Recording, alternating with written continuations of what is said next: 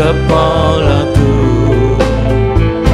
kulipat kedua kakiku, bersujud di hadapanmu, naikkan doa permohonanku. Kau melihat Tuhan dari surga, betapa kami menderita. Jangan biarkan kami putus asa hadapi hidup yang sengsara.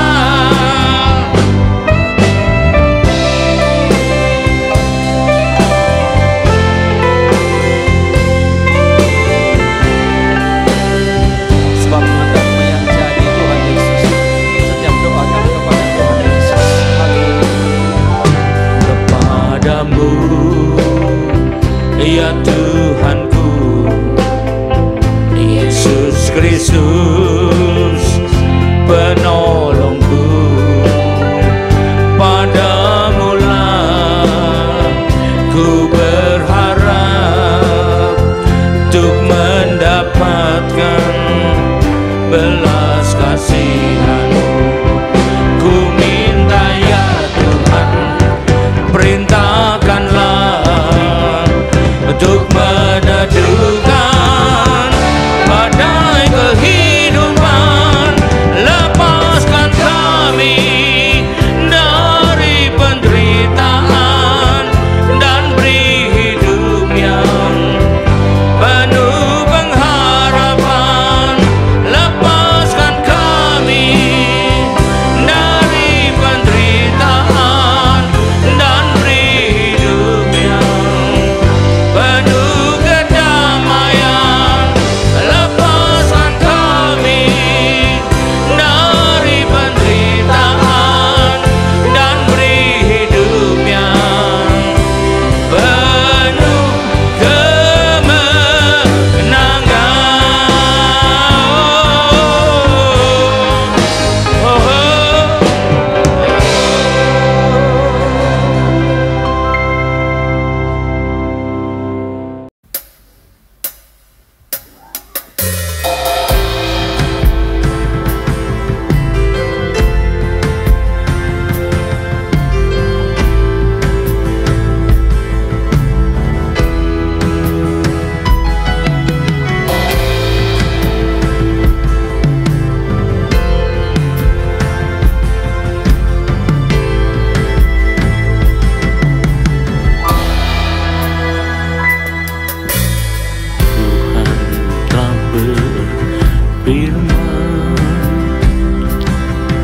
bila ia menutup langit hingga tidak ada hujan, dan bila ia menyuruh belalang memakan habis hasil bumi, dan bila ia meletakkan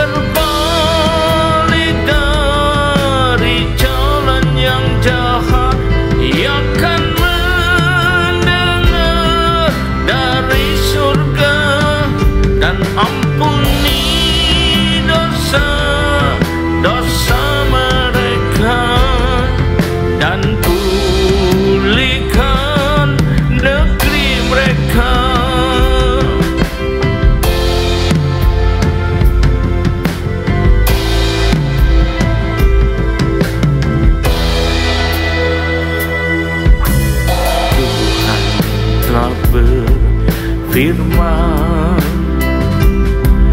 bila ia menutup langit hingga tidak ada hujan, dan bila ia menyuruh belalang memakan habis hasil bumi, dan bila ia melepaskan sampar di antara umatnya, dan umatnya yang atasnya namanya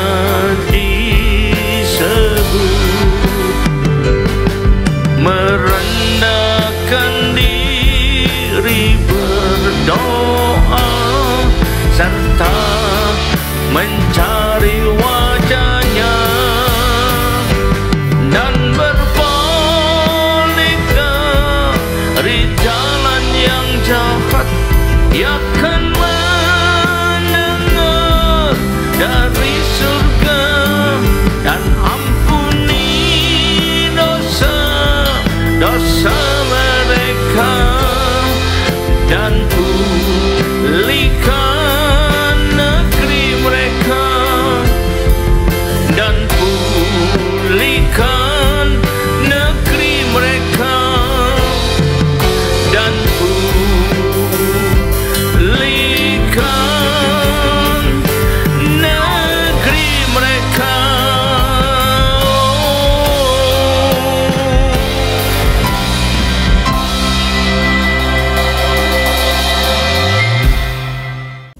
Shalom, selamat berjumpa kembali dengan kasih Tuhan. Mari kita bersiap menjadi kita untuk masuk dalam firman Tuhan. Nah, sebelum itu marilah kita berdoa. Terima kasih Tuhan, kami umat-Mu siap menyambut firman-Mu. Urapilah kami semua dan urapi hamba-Mu ini yang akan menyampaikan firman ini, agar firman ini tak kembali dengan sia-sia. Yang boleh tumbuh dalam hidup kami dan menghasilkan buah yang baik dan berlipat ganda sampai 30 kali, 60 kali, bahkan 100 kali ganda. Dan ya Tuhan, berikan pada kami semua juga Tuhan urapan khusus daripada-Mu, yaitu urapan khusus roh, hikmat dan wahyu, agar terbukalah pikiran kami, dan dengan itu kami boleh menangkap dan mengerti maksud dan isi firman-Mu ini dengan baik dan benar, itu tepat seperti apa yang Kau masukkan pada kami semua, dan bukan sekedar kami terka sendiri, kami asumsikan sendiri saja. Terima kasih Tuhan, kami umat-Mu siap menyambut firman-Mu ini hanya dalam satu nama yang berkuasa, yaitu nama-Mu, Tuhan Yesus Kristus. Haleluya, amin. Nah, sekali lagi shalom kasih Tuhan. Mari kita persiapkan diri kita untuk masuk dalam firman Tuhan. Tema dari firman Tuhan pada hari ini saya pilihkan bertemakan mencari petunjuk atau mencari nasihat yang menguntungkan. Nah, ini ya, mencari petunjuk atau mencari nasihat yang menguntungkan. Contoh saja sebelum saya masuk di sana. Nasihat itu boleh banyak, berasal dari banyak penjuru, tapi ada yang menguntungkan, ada yang tidak. Contohnya pada waktu anaknya Salomo, Rehabeam, yaitu dia minta nasihat, minta petunjuk. Pertama dia minta petunjuk pada para tua-tua yang dulu pernah melayani dan mendampingi bapaknya dan sebagainya, jadi pengalaman sudah banyak.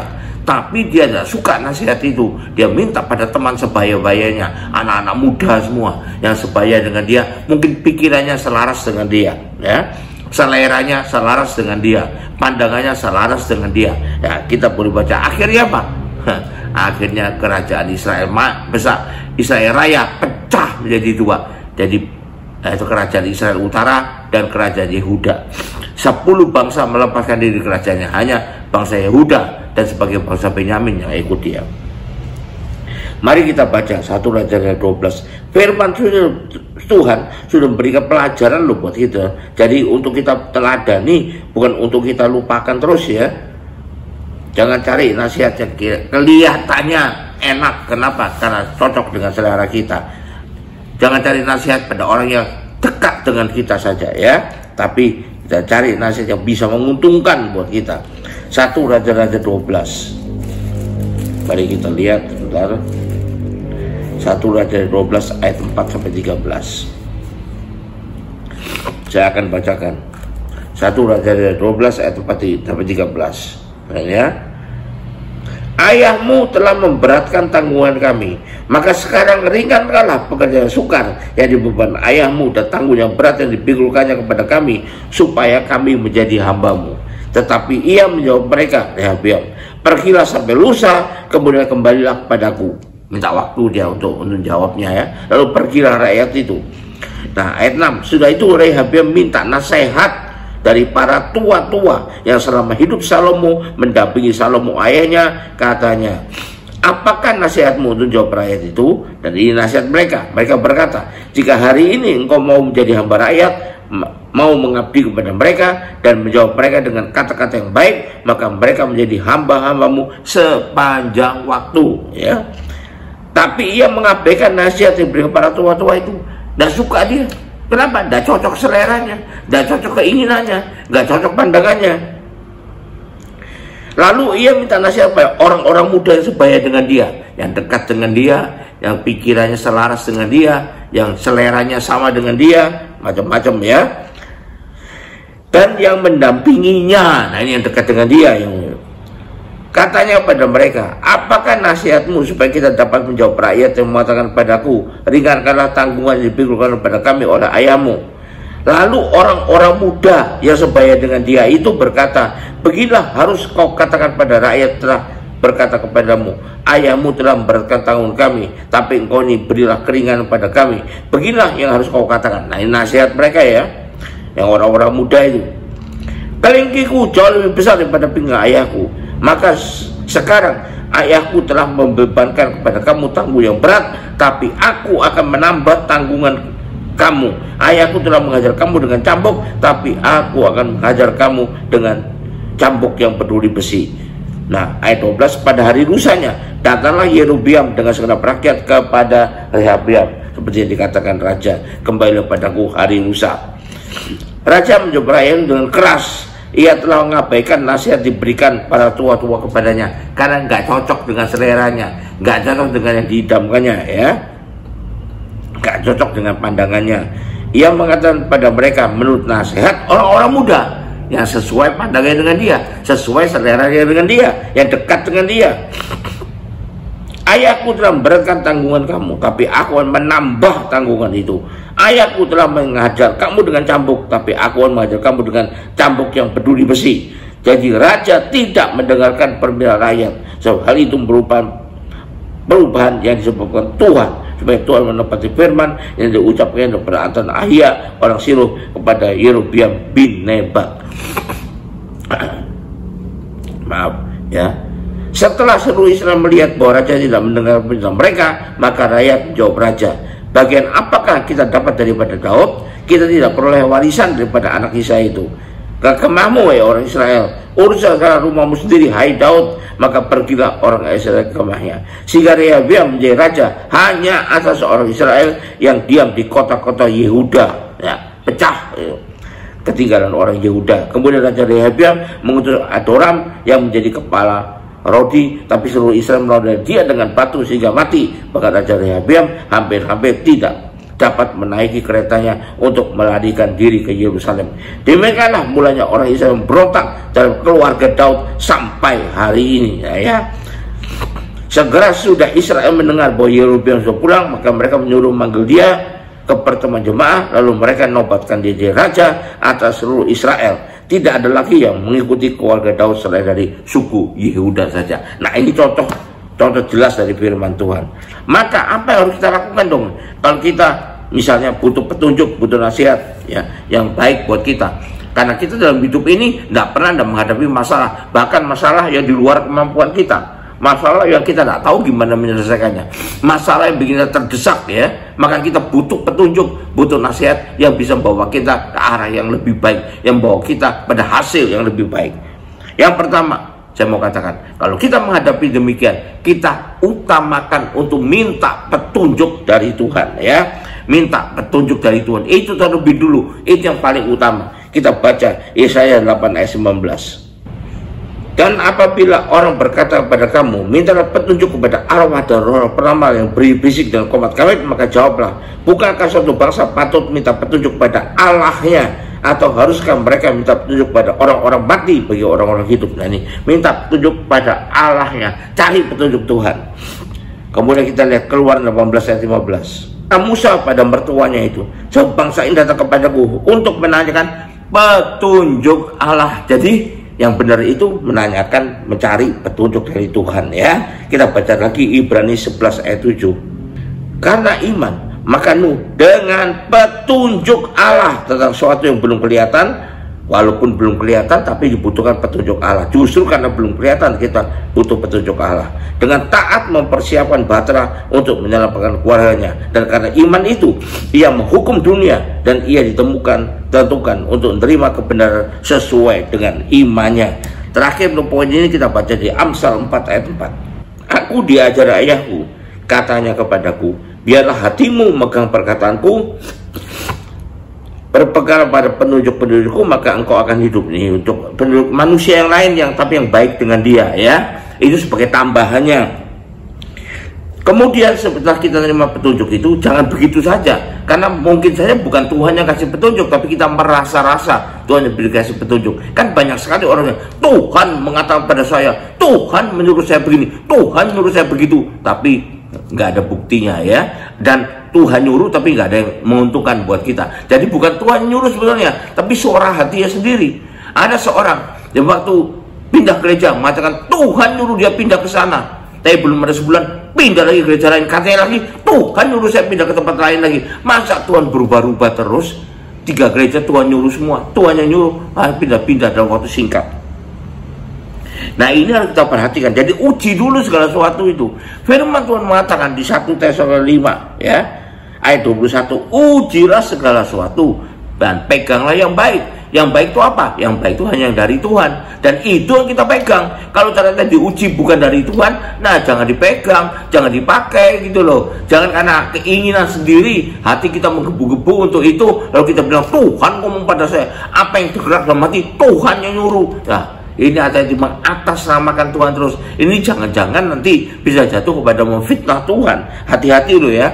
Untuk mengatakan dikit-dikit mengatakan Tuhan yang nyuruh ini, Tuhan nyuruh itu, beli baju warna ini, Tuhan nyuruh saya pakai baju ini. Nah besoknya beli baju lainnya, Tuhan nyuruh saya ganti lagi bajunya. Masa Tuhan berganti-ganti terus itu ya. Harus kita pikir masa sampai segitunya ya. Untuk itu, untuk bisa nguji, maka pertama kita butuh karunia membedakan roh. Untuk bisa membedakan roh apa yang bicara ini, roh Tuhan apa roh kita sendiri atau roh yang lain ya. Tapi karena karunia itu diberikan pada semua orang ya, karunia bukan untuk semua orang loh ya. Lain dengan talenta atau bakat, buat semua orang ada, tapi karunia hanya ada orang pilihan Tuhan dan diberikan secara berbeda-beda. Yang ada ialah firman Tuhan. Karena itu perlu kita menguasai firman Tuhan dengan baik dan benar. Pelajari firman Tuhan dengan baik dan benar. Renungkan firman Tuhan dengan baik dan benar. Dan itu juga bisa diberikan Tuhan lewat orang lain yang mengajar kita. Makanya jangan kita merasa sudah paling pintar sendiri gitu ya. Dan hikmat pengetahuan diberikan oleh Tuhan ya, dari Tuhan. Bukan hikmat pengetahuan dari dunia, tapi dari Tuhan. Kita baca Kolose 1 ayat 9-10. Sebab itu sejak waktu kami mendengarnya, kami tiada berhenti-henti berdoa untuk kamu. Kami minta supaya kamu menerima segala hikmat dan pengertian yang benar untuk mengetahui kehendak Tuhan dengan sempurna. Hikmat dan pengetahuan yang benar adalah hikmat dan pengetahuan yang dari Tuhan asalnya, bukan yang dari dunia saja ya. Berikutnya kita baca 2 Timotius 3 ayat 15. 2 Timotius 3 ayat 15. Jadi jika aku terlambat, sudah engkau tahu bagaimana orang harus hidup sebagai keluarga Allah, yaitu jemaat dari Allah hidup. 2 Timotius 3 ayat 15 dikatakan, itu 1 Timotius ya, bukan 2, keliru bukanya. 2 Timotius 3 ayat 15. Nah, ingatlah juga bahwa dari kecil engkau sudah mengenal kitab suci yang dapat berikan hikmat kepadamu dan menuntun engkau pada keselamatan oleh iman kepada Kristus Yesus. Jadi kuasai firman yang akan memberikan hikmat bagi engkau ya. Lalu kita baca lagi 2 Tawarik 1 ayat 10. Berikanlah sekarang kepadaku hikmat dan pengertian. Berikan kepadaku, berarti dari Tuhan asalnya, supaya aku dapat kuat dan masuk sebagai pemimpin bangsa ini. Dan siapakah yang dapat menghakimi umat itu yang besar ini? Kita perlukan hikmat dan pengertian dari Tuhan, ya. Lalu kita baca lagi terakhir untuk poin ini di Ibrani 6 ayat 5. Dan yang mengecap firman yang baik dari Allah dan karunia dunia yang akan datang. Firman yang baik dari Allah harus kita pahami dengan baik, ya. Kita kuasai dengan baik. Untuk itu kita bisa menguji apakah betul dari Tuhan apa enggak petunjuk itu. Dan di samping itu kita minta sebagai tambahannya untuk mempermudah pelaksanaannya, nasihat, petunjuk dari orang-orang yang berkompeten di bidang itu, yang menguasai bidangnya, ya. Kita baca dulu 1 Korintus 3 ayat 10. 1 Korintus 3 ayat 10. Orang-orang yang berkompeten, ahli di bidang yang di mana kita ada, bukan asal sama gelarnya saja. Karena insinyur itu banyak, ada insinyur bangunan, ada insinyur matematika, ada insinyur elektro, ada insinyur mesin, macam-macam. Nggak asal insinyur saja, tapi bidang yang betul-betul dikuasainya. Apakah itu? Ya, nanti kita lihat Ibrani 1 Korintus 3 ayat 10. Sesuai dengan kasih karunia Allah yang dianugerahkan kepadaku, aku sebagai seorang ahli bangunan yang cakap telah meletakkan dasar, dan orang lain bangun di atas terus di atasnya. Ahli bangunan untuk melakukan perkara yang sesuai dengan bidangnya, ya. Berikutnya kita baca Esra 7 ayat 6. Esra ini berangkat pulang dari Babel. Ia adalah seorang ahli kitab, mahir dalam Taurat Musa yang diberikan Tuhan Allah Israel, dan raja memberi dia segala keinginannya oleh karena tangan Tuhan Allahnya melindungi dia. Dia ahli dalam kitab, kitab suci, ya, Taurat Tuhan, Taurat Musa. Jadi kita perlu lihat orang yang ahli di bidangnya, berkompeten. Misalnya kalau kita ada persoalan butuh nasihat atau petunjuk dalam bidang hukumnya, bisnis, kita cari bukan ahli hukum saja. Beda ahli hukum bisnis dengan ahli hukum pidana, beda. Jadi jangan SH pastilah ahlinya nanti dulu. Kalau dia ahli di hukum pidana lain, ya, tapi ahli hukum bisnis. Kalau misalnya tentang desain bangunan, carilah minta petunjuk seorang arsitek, ahli bangunan, ahli desain bangunan, bukan jadi dari mandor bangunan saja. Karena mandor bangunan taunya hanya bangunnya saja gitu. Tapi desain bangunan itu arsitek yang kuasainya. Kalau soal medis, soal kesehatan, carilah seorang dokter atau ahli medis atau orang pelajar dengan dalam tentang medis, punya pengalaman banyak dan belajar dengan baik apa itu. Jadi nggak kira-kira sendiri saja. Kalau itu ada persoalan dalam bidang keuangan, carilah ahli keuangan, bukan cuma kasir di sebuah toko. Pergi juga kerja 30 tahun Pak jadi kasir toko, Pak. Loh, kasir toko cuma nerima duit dan mengeluarkan duit, tapi bukan ahli keuangan, ahli yang menata keuangan, ahli finance gitu ya. Paling nggak ngerti namanya akuntansi dan sebagainya. Jadi harus cari ahlinya, bukan sekedar orang megang keuangan. Kalau cuma kasir sebuah toko kan cuma megang saja dia dan mengeluarkan lagi. Kalau tentang keuangan internasional, di mana kita terlibat soal keuangan bidang internasional dengan negara-negara lain, cari juga ahli keuangannya internasional. Jangan cari ahli keuangan yang akuntansi aja gitu ya. Harus yang sesuai dengan bidangnya. Ahli keuangan internasional, ya. Soal hukum kepailitan, tentang mau dipalitkan dan sebagainya lah, soal hukum, cari ahli bidang hukum kepailitan. Siapa misalnya contoh saja ya, salah satu contoh yang saya kenal, saya tahu Hotman Paris ya. Zaman dulu saya kenal dia karena dia memang waktu itu mendalami, pada waktu keluar pertama undang-undang kepailitan, dia mendalami hal itu. Jadi dia cukup ahli di bidang itu ya. Kalau soal pemasaran, marketing, cari ahli pemasaran. Misalnya siapa contoh yang saya tahu, saya kenal dulu, yaitu Bapak Hermawan Kertajaya. Itu kan ahli pemasaran. Jadi bukan ahli buka bangunan di pasar, bukan begitu ya, ahli pemasaran ya. Atau marketing. Kalau tentang strategi organisasi, carilah ahli manajemen strategik. Bukan cari pokoknya ahli organisasi, ya. Bukan hanya itu saja, tapi ahli manajemen strategik. Karena strategi ini ke depan, ke belakang, ke samping, ke kiri, luas pandangannya ya, luas hal yang diperhitungkan.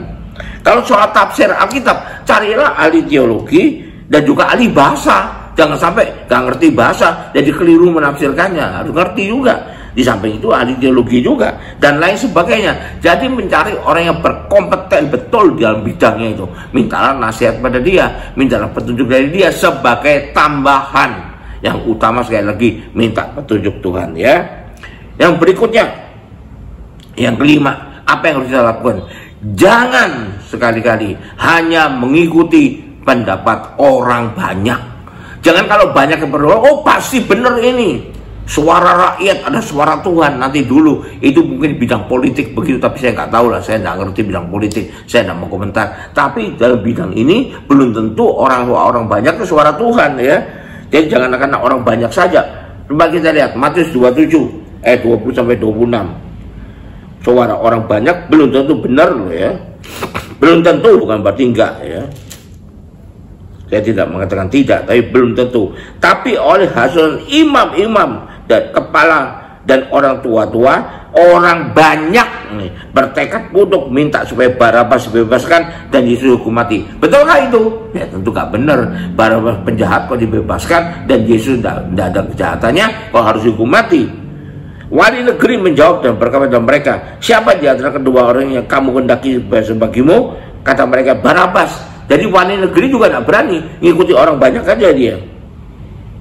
Kata Pilatus kepada mereka, jika begitu apa yang harus kau berbuat kepada Yesus yang disebut Kristus? Mereka semua berseru orang banyak, ia harus disalibkan. Katanya, tapi kejahatan apakah yang telah dilakukannya? Lalu mereka makin keras berteriak, ia harus disalibkan. Ketika Pilatus melihat saudara usaha akan sia-sia, malah sudah mulai timbul kekacauan. Ia mengambil air dan basuh tangannya dan orang banyak yang berkata, aku tidak bersalah terhadap darah orang ini, itu urusan kamu sendiri. Dan seluruh rakyat itu menjawab, biarlah darahnya tanggungan atas kami dan atas anak-anak kami. Lalu ia nuruti orang banyak, ngikuti pendapat orang banyak ya, yaitu apa? Bebaskan Barabas bagi mereka. Tapi Yesus disesanya lalu diserahkannya untuk disalibkan. Nah ini wewenangnya ya, diserahkan pada orang banyak. Jadi yang memutuskan itu orang banyak ini dihukum mati ini. Tapi si Pilatus tidak melakukan kewajibannya dengan baik karena dia punya wewenang sebetulnya ya. Jadi kita lihat ya, bahwa orang banyak belum tentu benar, bukan berarti tidak benar, tapi belum tentu benar ya. Seperti tadi kita lihat juga contohnya Rehabeam mengikuti orang banyak yang dekat dengan dia, yang seumuran dengan dia.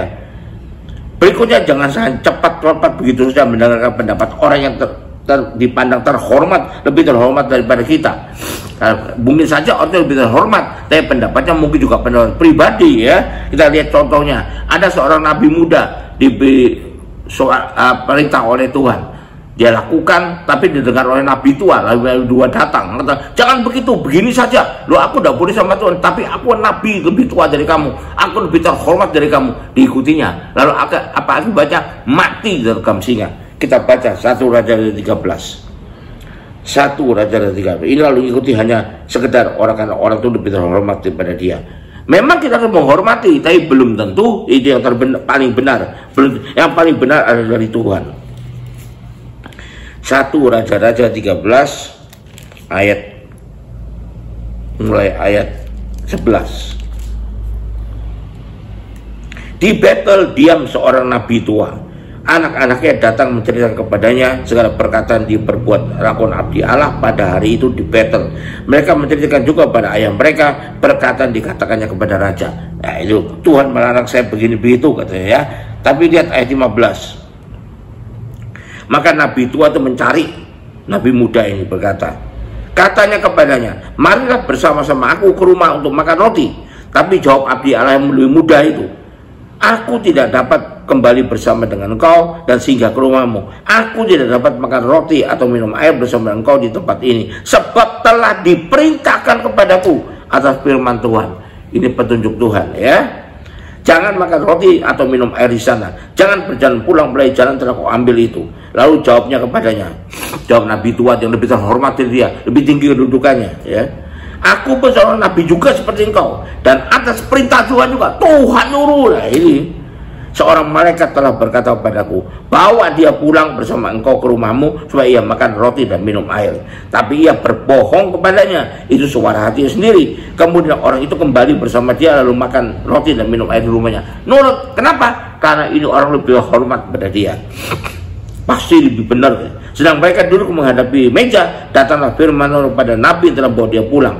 Ia berseru pada abdi Allah yang telah datang dari Yehuda, beginilah firman Tuhan, karena engkau telah memberontak terhadap titah Tuhan. Nah, tidak berpegang pada petunjuk Tuhan, tapi berpegang pada petunjuk atau nasihat dari orang yang lebih terhormat dari dia, maka engkau dianggap memberontak terhadap Tuhan dan tidak berpegang pada segala perintah yang diperintahkan padamu oleh Tuhan Allahmu. Tapi kembali dan makan roti dan minum air tempat ini, walaupun ia telah berfirman padamu, jangan makan roti dan minum air, maka mayatmu tidak akan masuk ke dalam kubur nenek moyangmu. Setelah orang itu makan roti dan minum air, dipelanilah keledai baginya. Orang itu pergi, tapi di tengah jalan ia serang seekor singa dan mati direkam. Mayatnya tercampak di jalan dan keledai itu berdiri di sampingnya. Singa itu pun berdiri di samping mayat itu.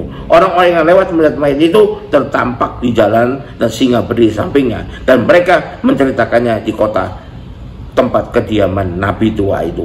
Ya, ketika hal itu kedengaran pada nabi yang telah bujuk dia balik kembali, ia berkata, baru ada yang ngaku, dialah abdi Allah yang telah memberontak terhadap titah Tuhan. Tuhan menyerahkan dia pada singa yang mencapik dan membunuhnya sesuai dengan firman Tuhan yang diucapkan kepadanya. Lalu berpalinglah kepada anak-anaknya, pelannya keledai bagiku, dan mereka memelayaninya, dan seterusnya. Nah, ini kalau hanya mengandalkan berpegang pada orang yang lebih terhormat, orang yang lebih tua, orang yang lebih tinggi pangkatnya daripada dia, maka bisa akan mendatangkan bukannya keuntungan tapi merugikan sekali. Jadi apa kesimpulannya?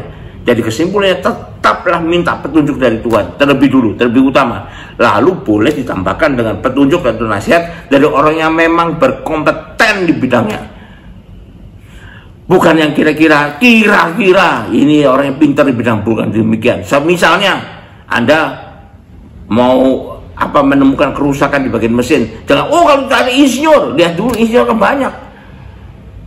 banyak sekali insinyur itu. Insinyur bangunan juga ada, insinyur peternakan juga ada, insinyur kelautan juga ada, insinyur mesin juga ada, insinyur elektron juga ada. Nah, semua ahli bidang mesin, ya. Jadi kita harus tahu orang yang betul-betul kompetensi bidangnya sesuai dengan keahliannya, dan barulah kita tambahkan gabungan di sana. Yang sesuai dengan firman Tuhan, sesuai dengan petunjuk Tuhan kita ambil. Yang nggak sesuai jangan diambil. Dan pesan saya, jangan asal mendengarkan orang banyak saja, atau orang yang dikagumi orang lain, atau orang yang pangkat lebih tinggi, atau orang yang lebih tua dan sebagainya. Haleluya, puji Tuhan. Mari kita akhiri ibadah ini dengan terima berkat dari Tuhan. Angkat dua tanganmu. Kembalilah ke tempatmu masing-masing, kembalilah ke aktivitas masing-masing dengan berkat terbaik dari Allah Bapa di sorga, dengan kasih karunia dan damai sejahtera dari Tuhan kita Yesus Kristus, juga dengan persekutuan, pertolongan, penghiburan, kekuatan, dan terutama urapan yang penuh dari Roh Kudus yang berikan pada kita kemauan dan kemampuan untuk sungguh-sungguh minta petunjuk Tuhan dan mencari nasihat dari orang lain yang sungguh kompeten di bidangnya, yang menguntungkan, yang tidak berbeda dengan petunjuk dari Tuhan. Haleluya, puji Tuhan, ya. Dan biarlah itu menyertai kita semua mulai saat ini sampai sepanjang tahun ini, sampai Maranatha, Tuhan Yesus datang kembali. Haleluya, puji Tuhan, amin. Tuhan berkati, sampai jumpa.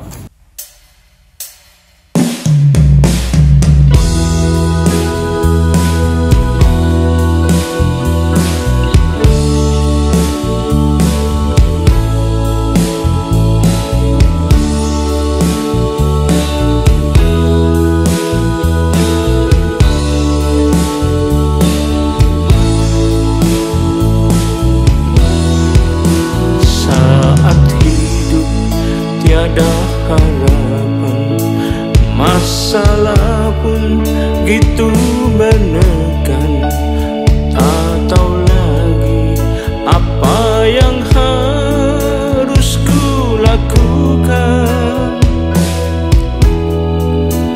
Melangkah maju tiada jalan, ke belakang pun penuh hambatan.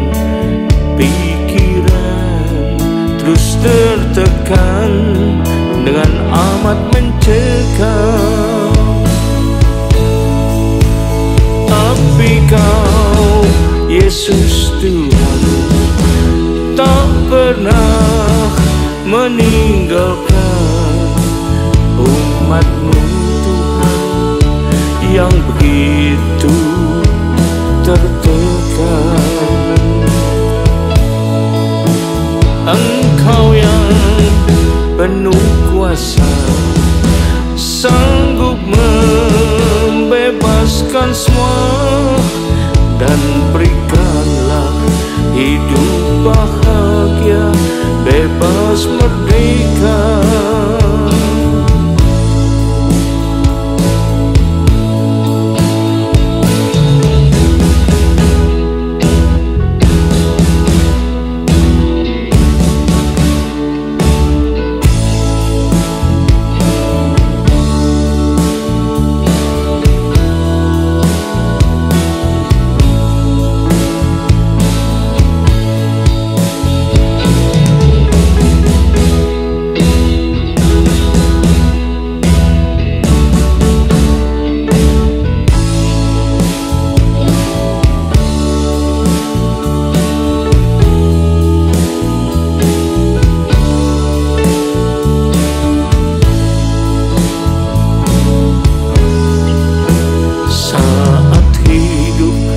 Tiada harapan, masalah pun begitu menekan. Tak tahu lagi apa yang harus ku lakukan. Melangkah maju tiada jalan, ke belakang pun penuh hambatan. Pikiran terus tertekan, dengan amat mencekam. Tapi Kau, Yesus Tuhan, tak pernah meninggalkan umat-Mu Tuhan yang begitu tertekan.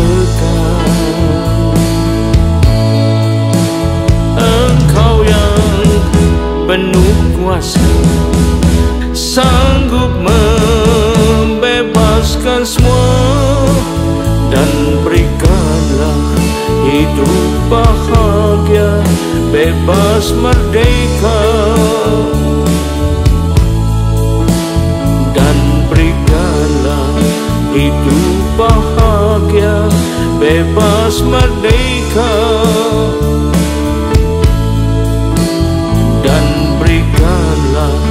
Hidup bahagia, bebas merdeka.